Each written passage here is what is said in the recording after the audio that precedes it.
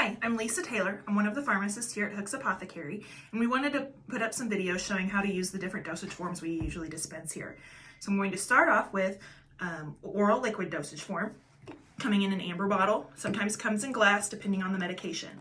To start off, you'll take off the white cap or black cap if it's glass that's dispensed to you, put on the blue Adaptacap. Should fit right on. The little blue cap will flip over and snap on to close it up when it's not in use. To drop the medication, you'll take the oral syringe. We usually have it marked to what the dose is. You'll put it in the blue Adaptacap, flip it over, drop the appropriate dose to the marked line. Then, very important step, flip it back over. You don't want the medication to come spilling out when you pull the syringe out. Pull out the oral syringe, you'll have the medication to administer, flipping, and then you can flip the blue cap back on for storage.